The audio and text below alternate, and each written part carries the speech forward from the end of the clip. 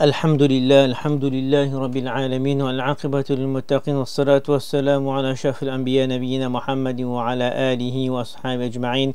سبحانك لا علم لنا إلا ما علمتنا إنك أنت العليم الحكيم. رب اشرح لي صدري ويسر لي أمري واحلل عقدة من لساني يفقه قولي. أما بعد.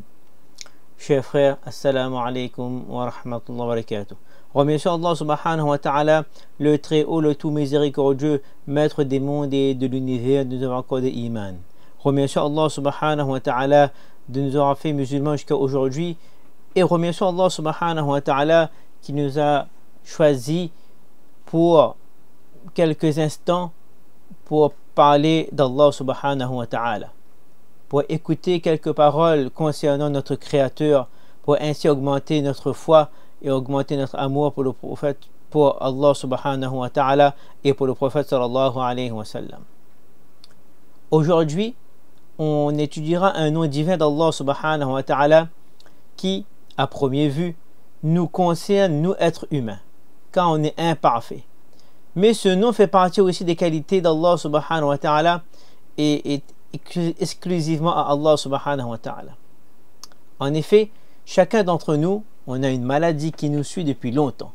Soit on a des migraines, des vertiges, toujours un mal au ventre, des difficultés à manger ou à boire, etc., etc.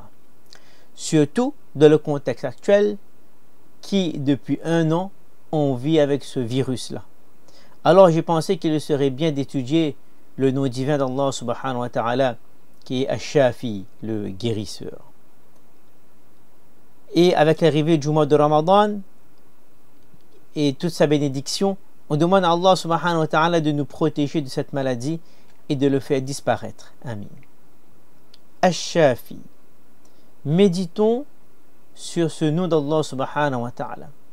Répétons Ash-Shafi, Ash-Shafi. Fermons les yeux. Que ressentons-nous en prononçant ce nom d'Allah subhanahu wa ta'ala? Ash-Shafi. Alif, Lam, Shin, Alif, Fa, Ya. C'est un des noms rares d'Allah subhanahu wa ta'ala qui se termine par un Ya. Dans la grammaire arabe, il y a ce qu'on appelle huruful illa, c'est-à-dire les lettres faibles, le waw, le alif et le ya.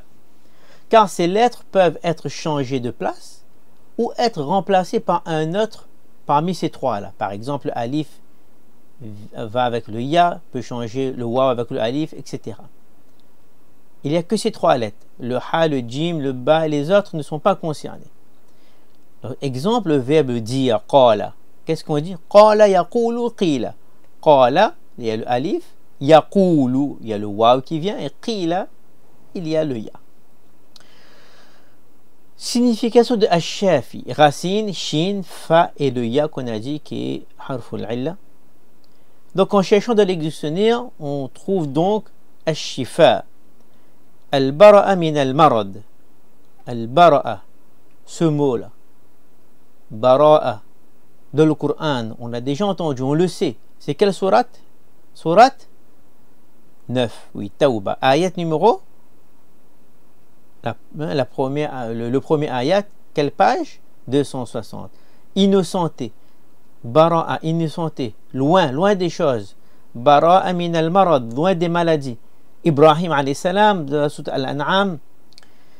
Innani bari'un mimma tushrikun. Je suis loin de ces actions que vous m'attribuez, de ces mauvaises actions-là. Ash-Shafi, donc, c'est être éloigné de toute maladie. Donc, la maladie ne peut l'atteindre. Et en même temps, c'est celui qui guérit les maladies. 2 en 1. Wastashfa talabu shifa. Stashfa, demander la guérison. Comme istaghfara, demander le pardon. Istighfar. Donc, stashfa, demander la guérison à Allah subhanahu wa ta'ala. D'où vient ce nom d'Allah subhanahu wa ta'ala? Comment on le sait?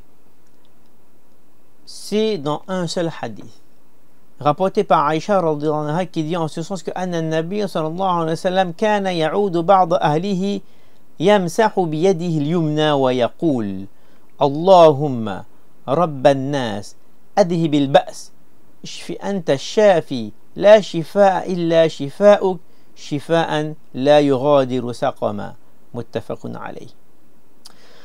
Aïcha radhiyallahu anha relate que le prophète sallallahu alayhi wa sallam récitait une formule de protection pour certains membres de sa famille en passant sur eux sa main droite, et il disait: Ô Allah, Allahumma rabban nas, Seigneur des gens, le Rabb, c'est-à-dire le Seigneur qui pourvoit aux besoins de tout le monde qui est sous sa responsabilité. Adhib, dissipe, éloigne, al-ba's, le mal. Ishfi, guéris, anta shafi, tu es celui qui guérit. La shifa'a illa shifa'uk, point de guérison si ce n'est celle que tu accordes. Shifa'an la yughadiru saqama, une guérison ne laissant aucun mal après elle. En étudiant ce hadith, nous constatons qu'elle a été rapportée par Aïcha radhiyallahu anha. En fait, c'est le seul hadith, comme j'ai dit, où on se trouve ce nom divin. Auparavant, nous avons déjà vu ça. Al-Rafiq, dans 2 hadiths rapportés par Aïcha radhiyallahu anha. Al-Subbuh, un hadith rapporté par Aïcha radhiyallahu anha. Et ici un 3e nom divin. Cela nous montre que notre dîn ne délaisse pas la parole des femmes. Ce n'est pas rien. Et cela date de quand? Pas d'un siècle. De 14 siècles, plus de 14 siècles, 1442 ans que l'islam a honoré les femmes. Ici, c'est les noms d'Allah subhanahu wa ta'ala qui fait partie de notre croyance. Le prophète sallallahu alayhi wa sallam invoquait Allah subhanahu wa ta'ala avec cette invocation. Il passait sa main droite sur la partie malade de leur corps et récitait donc, comme on a dit, Ô Allah, Seigneur des gens. Il se dirigeait vers Allah subhanahu wa ta'ala à travers sa seigneurie, ce qui englobe toutes choses, car c'est lui le Seigneur, le Créateur, le Souverain et l'administrateur de toutes les affaires. Adhib al-ba's, al-ba's, la difficulté, le problème, le mal qui a touché le malade, et la guérison correspond au fait de mettre fin à cette maladie, c'est-à-dire que le malade recouvre sa santé. Ishfi anta shafi, guéris car tu es le guérisseur. Il n'y a aucune guérison excepté qu'il vient de toi. En effet, celui qui guérit, c'est Allah subhanahu wa ta'ala al-shafi. Point de guérison si ce n'est que celle que tu accordes, c'est-à-dire il n'y a pas d'autre guérison que celle d'Allah subhanahu wa ta'ala. Quant à la guérison qui provient des créatures, ce n'est qu'une cause. Celui qui guérit véritablement n'est autre qu'Allah subhanahu wa ta'ala. Puis le prophète il a invoqué Allah subhanahu wa ta'ala afin que la guérison soit totale et qu'il ne reste aucune trace du mal, c'est-à-dire de cette maladie. Une guérison qui nous protège contre le retour de la maladie. Parfois, l'effet de la maladie reste, que ce soit dans la nourriture, que ce soit pour se déplacer, des séquelles, des effets secondaires. Donc ce doua, on demande à Allah subhanahu d'enlever les séquelles, les traces et les effets secondaires. À retenir bien sûr qu'en islam, on n'utilise pas les invocations sans utiliser les causes. C'est-à-dire qu'on demande la guérison à Allah subhanahu wa ta'ala, mais si un médecin nous préconise des médicaments, alors il faut les prendre aussi. On utilise les remèdes de grand-mère, des tisanes, des remèdes prophétiques, des remèdes coraniques aussi. À ce propos, on a posé cette question au prophète sallallahu alayhi wa sallam concernant la médecine, les médicaments, etc. An Usama ibn Sharik qala qalat al-a'rabu. Usama ibn Sharik rapporte que certains bédouins sont venus au prophète sallallahu alayhi wa sallam. Ils ont demandé: Ya Rasulallah, ô prophète d'Allah, ala natadawa, devons-nous nous traiter avec, c'est-à-dire devons-nous traiter nos maladies? Est-ce qu'on peut prendre des médicaments? Natadawa, nous pose qu'on peut prendre des médicaments. Et regardez la réponse du prophète sallallahu alayhi wa sallam. Qala na'am ya ibadallah. Ibadallah. Oui, ô serviteur d'Allah. Donc, au début, c'est un bédouin qui vient. Personne ne le connaît. Mais la réponse est pour l'humanité. Serviteur d'Allah. Na'am, oui.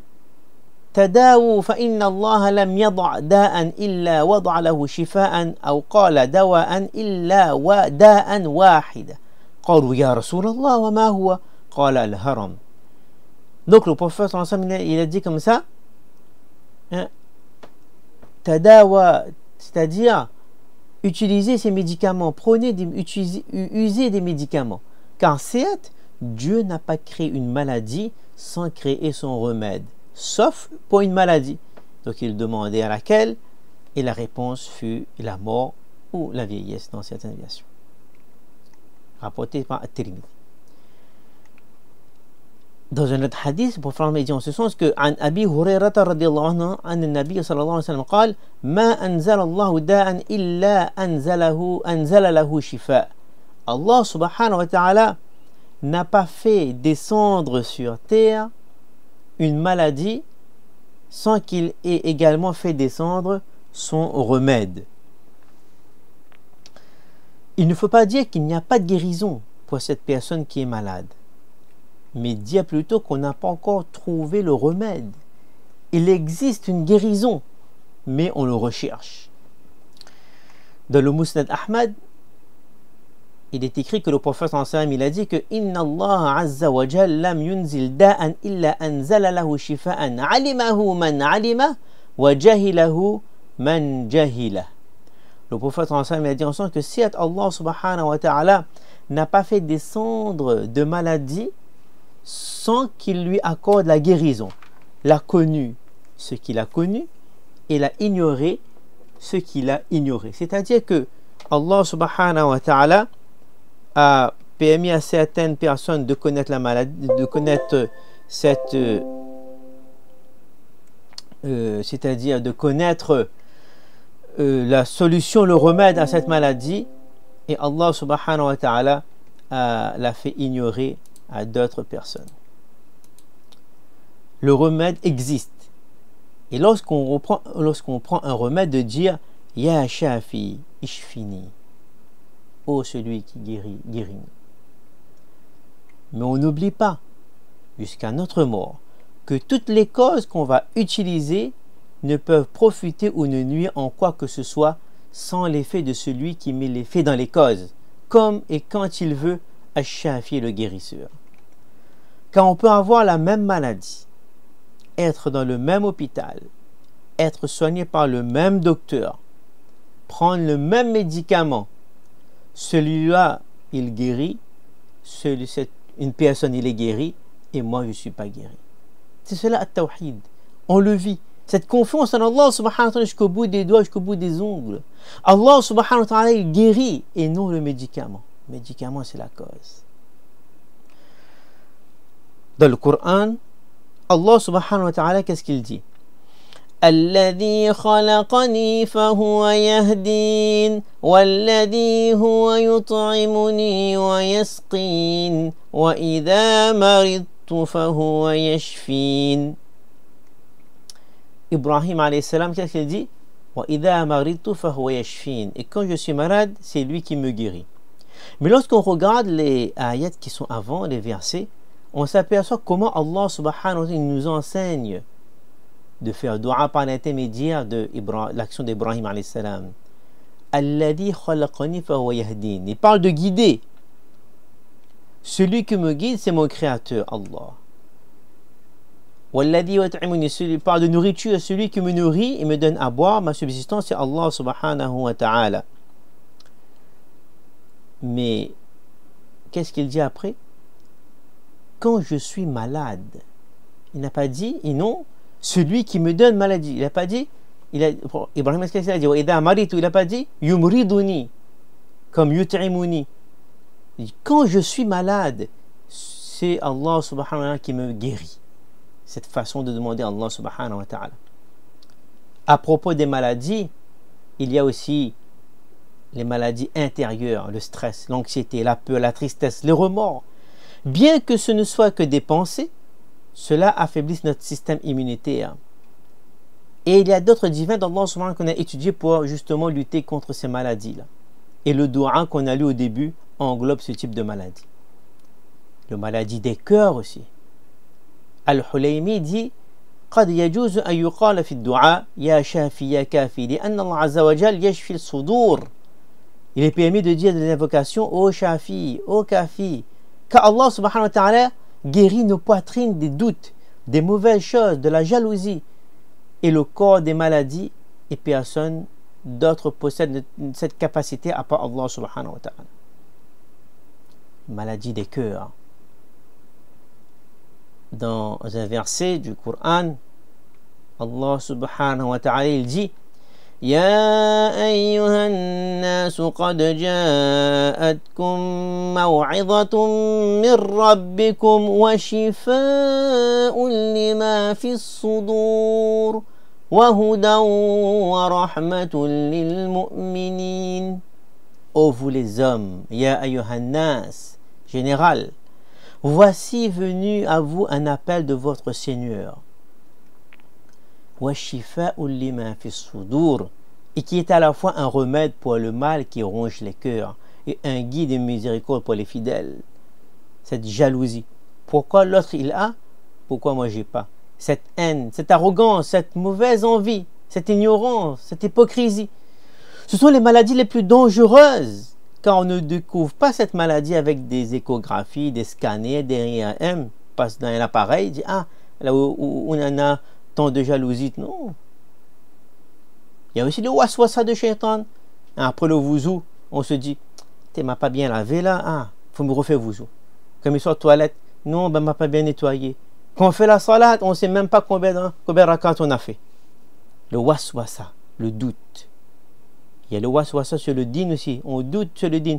Eh bien pourquoi Allah a fait ça? Eh bien pourquoi il y a la famine là-bas? Mais pourquoi Allah Ta'ala il a fait ça, etc., etc., etc. Maladie des corps et maladie des cœurs. La maladie du corps se termine quand nous mourrons, mais ceux des cœurs nous suivent jusqu'au jour du jugement. Et Allah subhanahu wa ta'ala, il peut retourner les cœurs comme il veut. Ya muqallib al-qulub, ya musarrif al-qulub, on connaît tout ce dua-là. L'effet sur notre iman. Ishyan tashafi. Allah subhanahu wa ta'ala, c'est le seul qui guérit notre corps et notre cœur. Dans la sourate 17, c'est quoi la sourate 17? Al-Isra, ayat 82. Il y a le mot shifa. وَنُنَزِّلُ مِنَ الْقُرْآنِ مَا هُوَ شِفَاءٌ وَرَحْمَةٌ لِلْمُؤْمِنِينَ وَلَا يَزِيدُ الظَّالِمِينَ إِلَّا خَسَارًا. Et nous avons descendu de ce Coran une guérison, une miséricorde pour les croyants. Le plus grand médicament, le plus grand remède, la parole d'Allah subhanahu wa ta'ala. Allah, il est lui-même le guérisseur. Sa parole guérit les gens. Les petits sourates qu'on a appris, Ayatul Kursi, Aman al-Rasoul, on dit les 4 Qul, Qul a'udhu bi rabbil falaq, Qul a'udhu bi rabbin nas, Qul huwa Allahu ahad, Qul ya ayyuhal kafirun. Ce sont des remèdes, des médicaments, des solutions, à condition qu'on est croyant, qu'on est mu'min. Wa rahmatul lil mu'minin, qu'on est convaincu que le Coran, la parole du Créateur, guérit l'invisible, ce qu'on ne voit pas. À titre d'exemple, il y a beaucoup d'exemples comme ça, hein. Mais juste on va se rappeler, peut-être vous l'avez déjà entendu, c'est ce qari égyptien. Il raconte que il y a 20 ans de cela, donc il a été pris de douleur au foie. Et après plusieurs analyses, on lui diagnostique une maladie irréversible. Le foie ne fonctionne plus. Et il lui reste 1 mois à vivre. On l'annonce ça comme ça. Donc il sort de chez lui, il part chez son père et il lui informe que voilà, il me reste 1 mois à vivre. Qu'est-ce que son père lui dit? Alhamdulillah, louange à Allah, tawakkul à Allah subhanahu wa ta'ala, je me remets à Allah subhanahu wa ta'ala. Et son père lui dit que, mais tu es chanceux? Ah bon? Il lui annonce qu'il va mourir et son père lui dit qu'il est chanceux. Et pourquoi il est chanceux? Son père lui dit parce qu'il y a des gens qui sortent le matin et ne savent même pas s'il va rentrer vivant le soir. Et toi, on te donne 1 mois.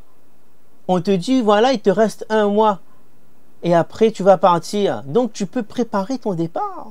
Son peuple veut voir l'amour qu'il a pour Allah subhanahu wa ta'ala. Il lui dit, montre-moi ce que tu vas faire pendant ce mois pour préparer ton arrivée dans l'au-delà. Alors il est dit qu'il a commencé à faire le qiyamul layl, la prière de la nuit, tahajjud, comme on dit, lié le Coran, donc c'était taqari, hafid, faisait le tarawih aussi, donc c'était pendant le mois de Ramadan. Donc il a consacré la quasi-totalité de ses nuits pour Allah subhanahu wa ta'ala. Et il dit qu'il se souvient d'une doua qu'il a fait. Un doua qu'il a fait, il pense que c'est la raison de sa guérison. Qu'est-ce qu'il dit? J'ai parlé à Allah subhanahu wa ta'ala. J'ai parlé. Avec le cœur, il a parlé à Allah subhanahu wa ta'ala en disant que, oh Allah, tu sais que lorsque je me rendais chez les malades et que j'ai lisé sur eux, et par ta permission, ils guérissaient. Aujourd'hui, qui peut me guérir à part toi? Je m'en remets à toi. Alors que toutes les portes autour de moi se sont fermées. Allah, toi seul peux me guérir. Lorsqu'on parle avec son cœur, il y a l'effet. 1 mois est passé. 2 mois, qu'il repart faire les analyses pour avoir l'évolution. Et après plusieurs analyses dans plusieurs hôpitaux, le docteur lui annonce que son foie est intact, plus rien. Allah subhanahu wa ta'ala l'a guéri. Il y a beaucoup de récits comme ça. Nous-mêmes, parfois, on a vécu ça. Une fois, j'étais à Saint-Benoît, j'ai fait un discours là-dessus, et à la fin, une personne est venue me voir et dit, oui, c'est vrai. Allah m'a guéri. Donc, à l'intérieur de notre corps, si nous savons vraiment, à l'intérieur de notre corps, là, il y a une guerre infinie entre notre système immunitaire H24 et tous les parasites. Par exemple, si on a du pus sur la peau, c'est un champ de bataille. Les plaies qui guérissent sur la peau, les poumons qui guérissent ou bien régénèrent, se régénèrent lorsqu'une personne arrête de fumer. C'est Allah subhanahu wa ta'ala le guérisseur qui régénère tout. Et il a un principe. Pour toute maladie, il y a un remède. Ça, c'est le rôle du médecin et des chercheurs. Enfin, chercher, c'est quoi le remède? Mais c'est Allah subhanahu wa ta'ala qui envoie la guérison dans ce remède-là. Dans toutes les épreuves, il y a un bien. L'invocation, le dua qu'on fait, oh Allah, enlève la maladie. Allah subhanahu wa ta'ala enlèvera s'il y a un bien pour nous. Sinon, restera avec nous toute notre vie. Ya Shafi, Ishfi, Ishfini. 3 façons de guérir une maladie corporelle. Une alimentation saine, mais il faut bien manger. Si on mange n'importe quoi, c'est normal que ça détruise ce corps-là. Ensuite, il y a le remède, le médicament, le remède. Et ensuite, il y a qu'on appelle la ruqya, le ta'awud, tawakkul à Allah subhanahu wa ta'ala, la fatiha, etc. Pour mieux comprendre, on prend cet exemple-là. Lorsqu'un père dit à son enfant, termine tes devoirs, ou fais ce travail-là, après je te donnerai une vingtaine d'euros, une dizaine d'euros, quelques euros. Est-ce que c'est les devoirs qui vont nous donner cet argent-là? C'est-à-dire, est-ce que par exemple, les devoirs d'école, est-ce que du cahier va se retirer de l'argent? Ou bien si elle nous donne un travail par exemple, de construire un mur, est-ce que de ce mur-là, l'argent va sortir? Non. C'est notre père qui va donner, c'est le père qui va donner l'argent à son enfant, ou bien c'est l'employeur qui va donner à son employé, etc. Ben, le croyant comme le bon élève. C'est-à-dire que, oh Allah, j'ai fait tout ce que tu m'as demandé. Alimentation saine, les remèdes, les médicaments, les ruqya, guéris-moi. Le croyant, lui, quand il est malade, il fait dua. Cette reconnaissance verbale. Il va cumuler les récompenses lorsqu'il est malade par le dua, par l'isti'ana, demander l'aide à Allah subhanahu wa ta'ala. On va lire le Coran, par le tawakkul, sa confiance en Allah subhanahu wa ta'ala, l'espoir que cela efface ses péchés. C'est pour cela qu'il ne faut pas négliger aussi le droit de son frère, de notre frère lorsqu'il est malade, de le visiter. Ibn Abbas radhiyallahu anhu rapporte que le messager d'Allah sallallahu alayhi wa sallam a dit que celui qui rend visite à un malade de prononcer 7 fois cette invocation. As'adullah al-azim, Rabb al-arsh al-azim, an yashfiyak. Je demande à Allah subhanahu wa ta'ala, le Rabb, le Seigneur, le maître du trône sublime, de te guérir. Donc c'est lui qui lit 7 fois cette invocation, verra Allah subhanahu wa ta'ala a accordé au malade la guérison de sa maladie. Et aussi, il profite lui-même de ce dua-là. Hazrat Ali dit en ce sens que j'ai entendu le messager d'Allah sallallahu alayhi wa sallam dire que chaque musulman qui visite un musulman malade le matin, 70 000 anges prieront pour lui jusqu'à la tombée de la nuit. S'il le visite le soir, 70 000 anges prieront pour lui jusqu'au lever du jour et il aura une récolte au paradis. Rapporté par Tirmidhi. Pour terminer, quelques médecines prophétiques. Et ça, c'est général pour toute maladie. On a vu le Coran guérit les cœurs, le corps, l'âme. Il faut vivre avec le Coran, cette lecture quotidienne. Qu'on a dit lire le Mu'awwidhatan, la Fatiha, souffler dans la main, passer sur le corps, Al-Fatiha. Iyyaka na'budu va guérir l'hypocrisie. Iyyaka nasta'in va guérir l'arrogance. Ihdina as-sirata al-mustaqim va guérir l'ignorance. La guérison de ces maladies se trouve dans le Coran. Faire dua, demander à Allah subhanahu wa ta'ala. Les invocations qu'on a dit, Allahumma rabban nas adhibil ba's, shfi anta shafi la shifa'a illa shifa'uk shifa'an la yughadiru saqama, Allahumma shfi sadri, etc. Et même Jibril alayhi salam, qu'est-ce qu'il a dit? Il a demandé au prophète salam de quoi il se plaint. Et là, est-ce qu'il n'est pas bien? Donc il a dit oui. Et là, le prophète Jibril alayhi salam, qu'est-ce qu'il a dit? Bismillahi arqiq min kulli shay'in yu'dhik min sharri kulli nafsin aw 'aynin hasidin. Allahumma yashfika bismillahi arqiq. Au nom d'Allah, je te prémunis contre tout ce qui te ferait du mal. Jibril pour le prophète sallallahu alayhi wa sallam, contre les méfaits de tout esprit ou un œil envieux. Allah te guérit, au nom d'Allah, je te prémunis. Rapporté par un musulman. L'eau de Zamzam, il guérit. C'est-à-dire que l'eau de Zamzam sera pour celui qui le boira. Boire l'eau de Zamzam et faire dua, l'intention de guérison. Le prophète sallallahu alayhi wa sallam et Sahaba versaient l'eau de Zamzam sur la tête des malades. Et lorsqu'on Ibn Majah, il rapportait qu'Ibn Abbas sallallahu alayhi wa sallam, il faisait le dua là, parce qu'il dit l'eau de Zamzam réalise les vœux. Allahumma inni as'aluka ilman nafi'a, il demandait ce dua là. Ensuite, il y a l'huile d'olive. Yuqadu min shajaratin mubarakatin zaytuna. Dans le Coran, l'huile, l'olive, la bénédiction dans cette huile d'olive. Habba Sauda, tout le monde le connaît, grain de nigel. Inna fi al-habbati sauda shifa'a min kulli da illa sam wa sam al-maut. La grain de nigel donne la guérison. C'est à toute maladie sauf la mort. Le miel, subhanallah. يخرج من بطونها شراب مختلف ألوانه فيه شفاء للناس.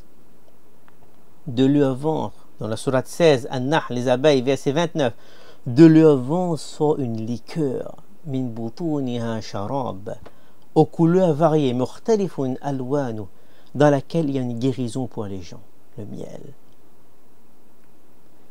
Bien sûr, on ne va pas tout détailler. Hein. Donc, il y a le livre de Ibn Qayyim, Médecine Nabawiya, où on peut trouver, etc., etc. Par contre, il faut faire attention. Lorsqu'on prend ces remèdes-là prophétiques, il y a une façon de prendre, un dosage, demander aux gens qui connaissent. Par exemple, le miel peut être néfaste à celui qui est diabétique. Donc, ça, il faut faire très attention aussi. C'est la raison pour laquelle Allah subhanahu wa ta'ala a mis à notre disposition une panoplie de remèdes. À nous de nous instruire auprès des personnes compétentes. On fait ce rappel-là que on met les causes, il y a les médicaments, et c'est Allah Ta'ala qui guérit. Il y a la sagesse dans toutes les épreuves, à savoir ici la maladie, peut être de la bonne santé, maladie longue durée, ça nous élève en degrés, efface les péchés. Ces maladies du cœur, on enlève les maladies du cœur et efface une grande partie des péchés. Comment on le sait?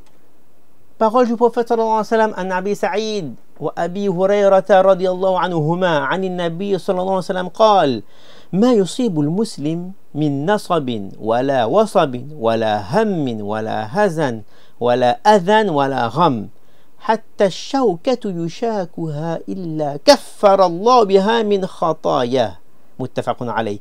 Le prophète sallallahu alayhi wa sallam dit qu'il n'est pas une fatigue, une maladie, un souci, une tristesse, une peine, adha, al-gham, un mal, une angoisse qui touche le musulman jusqu'à l'épine qui le pique. Lorsqu'une épine nous pique, il y a une douleur. Ça aussi, c'est-à-dire que tout ça, sans qu'Allah subhanahu wa ta'ala ne lui efface à cause de cela une partie de ce péché. Même s'il y a un petit bois qui est rentré dans notre doigt, on a des douleurs, bien quelque chose qui est rentré dans notre œil, cela va effacer nos péchés. Rapporté par Sahih Bukhari ou Muslim. Et parmi les exemples de patience dans la souffrance et de guérison, l'histoire de Ayyub alayhi salam. Il ne s'est pas plaint. Et le Coran fait l'éloge du prophète Ayyub alayhi salam pour sa soumission à Allah subhanahu wa ta'ala, l'excellence morale, la patience et la confiance dont il a fait preuve face à de lourdes épreuves. Il était riche, il avait les biens, il avait la santé, il avait beaucoup d'enfants, il avait combien de pâturages, combien d'animaux, il a tout perdu. Allah a tout repris pour le tester. Même sa santé, même ses enfants, il a enterré un par un. Sa santé, il avait la lèpre, il avait juste son cœur et sa langue. Tout était atteint. Sa femme était obligée de vendre ses cheveux pour avoir de l'argent pour acheter la nourriture. Et sa femme lui dit, demande à Allah subhanahu wa ta'ala. Qu'est-ce qu'il dit? وَاذْكُرْ عَبْدَنَا أَيُّوبَ إِذْ نَادَى رَبَّهُ أَنِّي مَسَّنِيَ الشَّيْطَانُ بِنُصْبٍ وَعَذَابٍ. Lorsqu'il appela son Seigneur, le diable m'a infligé détresse et souffrance. Surat As-Sad, verset 41. وَأَيُّوبَ إِذْ نَادَى رَبَّهُ أَنِّي مَسَّنِيَ الضُّرُّ وَأَنْتَ أَرْحَمُ الراحمين. Quel doigt il fait? 18 ans de maladie. Il dit, j'ai vécu 81 ans. Je suis prêt à vivre 81 ans de maladie. J'ai tout perdu. Oh Allah, le mal m'a touché. Mais toi, tu es le plus miséricordieux des miséricordieux. Il ne demande pas à être guéri. Il dit quoi? Je suis malade, mais c'est toi le miséricordieux. Réponse. فَاسْتَجَبْنَا لَهُ فَكَشَفْنَا مَا بِهِ مِنْ ضُرٍّ. Dans la sourate Les Prophètes, versets 83 et 84. وَآتَيْنَاهُ أَهْلَهُ وَمِثْلَهُمْ مَعَهُمْ رَحْمَةً مِنْ عِنْدِنَا وَذِكْرَى لِلْعَابِدِينَ. Nous l'exaucâmes, enlevâmes le mal qu'il avait, lui rendîmes les siens. Il a eu beaucoup d'enfants encore après, même le double. Et autant qu'avec eux, par miséricorde, rahmatan min indina, de notre part, et en tant que rappel aux adorateurs, rappel pour nous. Le prophète le prophète Ayyub a été atteint dans sa détresse. Il fait appel à Allah subhanahu wa ta'ala. Allah subhanahu wa ta'ala le récompense pour sa patience. Et Jabir dit en sens que le prophète sallallahu alayhi wa sallam a dit que quand les gens verront la récompense de ceux qui étaient malades, que ceux qui avaient des épreuves, ils souhaiteront avoir eu plus d'épreuves. Tellement la récompense est grande. Aujourd'hui, on veut que la souffrance s'arrête. Mais lorsqu'on verra la récompense, on dit non, fallait t'arrête pas. Donc il est important de ne pas aussi attacher nos cœurs aux causes, comme on a dit. Il ne faut pas dire, ah heureusement, on est dans tel hôpital, on a tel docteur, c'est bon, je vais guérir, parce que lui, il guérit les gens. Non, ce sont des causes, oui, on utilise, mais c'est Allah qui guérit. Ne jamais désespérer, ne jamais s'éloigner des gens.